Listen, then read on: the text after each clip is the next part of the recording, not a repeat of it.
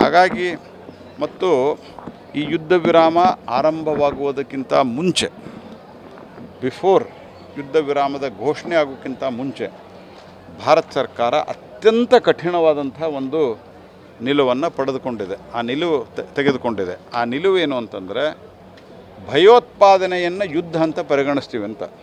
ಅಂದರೆ ಇನ್ಮೇಲೆ ಭಯೋತ್ಪಾದನೆ ಆದರೆ ಅದನ್ನು ಯುದ್ಧ ಅಂತ ಪರಿಗಣಿಸಿ ಅದನ್ನು ಟ್ಯಾಕಲ್ ಮಾಡುವಂಥ ತೀರ್ಮಾನವನ್ನು ಕೈಗೊಂಡಿದ್ದೇವೆ.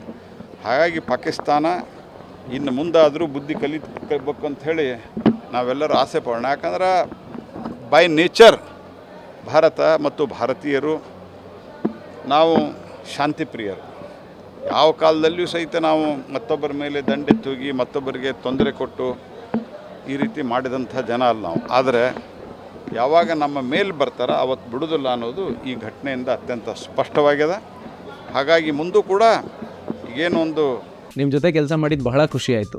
ನೀವೇ ಬೆಸ್ಟ್ ಬಾಸ್. ಇಷ್ಟದ ಮ್ಯಾನೇಜರ್ ಆಗಿದ್ದೆ, ಇನ್ನು ಮುಂದೆ ಬಾಸ್ ಆಗ್ತೀನಿ. ಹೇಗೆ? ಬಾಸ್ ವಾಲಾ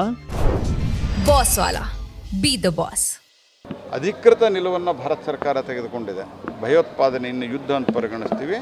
ಇನ್ನು ಮುಂದೆ ಯಾವುದೇ ಘಟನೆಗಳು ನಡೆದರೂ ಸಹಿತ ಅದಕ್ಕೆ ಸೂಕ್ತವಾದಂಥ ಶಾಸ್ತಿ ಪಾಕಿಸ್ತಾನಕ್ಕೆ ಆಗ್ತದೆ ಅನ್ನೋದು ಅವ್ರು ನೆನಪಿಟ್ಟು. ಹಾಗಾಗಿ ಮತ್ತು ಈ ಯುದ್ಧ ವಿರಾಮ ಆರಂಭವಾಗುವುದಕ್ಕಿಂತ ಮುಂಚೆ ಬಿಫೋರ್ ಯುದ್ಧ ವಿರಾಮದ ಘೋಷಣೆ ಆಗೋಕ್ಕಿಂತ ಮುಂಚೆ ಭಾರತ ಸರ್ಕಾರ ಅತ್ಯಂತ ಕಠಿಣವಾದಂಥ ಒಂದು ನಿಲುವನ್ನು ಪಡೆದುಕೊಂಡಿದೆ, ಆ ನಿಲುವು ತೆಗೆದುಕೊಂಡಿದೆ. ಆ ನಿಲುವು ಏನು ಅಂತಂದರೆ ಭಯೋತ್ಪಾದನೆಯನ್ನು ಯುದ್ಧ ಅಂತ ಪರಿಗಣಿಸ್ತೀವಿ ಅಂತ.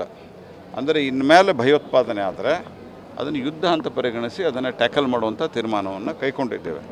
ಹಾಗಾಗಿ ಪಾಕಿಸ್ತಾನ ಇನ್ನು ಮುಂದಾದರೂ ಬುದ್ಧಿ ಕಲಿಬೇಕು ಅಂಥೇಳಿ ನಾವೆಲ್ಲರೂ ಆಸೆ ಪಡೋಣ. ಯಾಕಂದ್ರೆ ಬೈ ನೇಚರ್ ಭಾರತ ಮತ್ತು ಭಾರತೀಯರು ನಾವು ಶಾಂತಿ ಪ್ರಿಯರು. ಯಾವ ಕಾಲದಲ್ಲಿಯೂ ಸಹಿತ ನಾವು ಮತ್ತೊಬ್ಬರ ಮೇಲೆ ದಂಡೆತ್ತೋಗಿ ಮತ್ತೊಬ್ಬರಿಗೆ ತೊಂದರೆ ಕೊಟ್ಟು ಈ ರೀತಿ ಮಾಡಿದಂಥ ಜನ ಅಲ್ಲ ನಾವು. ಆದರೆ ಯಾವಾಗ ನಮ್ಮ ಮೇಲೆ ಬರ್ತಾರ ಅವತ್ತು ಬಿಡೋದಿಲ್ಲ ಅನ್ನೋದು ಈ ಘಟನೆಯಿಂದ ಅತ್ಯಂತ ಸ್ಪಷ್ಟವಾಗಿದೆ. ಹಾಗಾಗಿ ಮುಂದೂ ಕೂಡ ಏನೋ ಒಂದು ಅಧಿಕೃತ ನಿಲುವನ್ನು ಭಾರತ ಸರ್ಕಾರ ತೆಗೆದುಕೊಂಡಿದೆ. ಭಯೋತ್ಪಾದನೆಯನ್ನು ಯುದ್ಧ ಅಂತ ಪರಿಗಣಿಸ್ತೀವಿ. ಇನ್ನು ಮುಂದೆ ಯಾವುದೇ ಘಟನೆಗಳು ನಡೆದರೂ ಸಹಿತ ಅದಕ್ಕೆ ಸೂಕ್ತವಾದಂಥ ಶಾಸ್ತಿ ಪಾಕಿಸ್ತಾನಕ್ಕೆ ಆಗ್ತದೆ ಅನ್ನೋದು ಅವ್ರು ನೆನಪಿಟ್ಟು.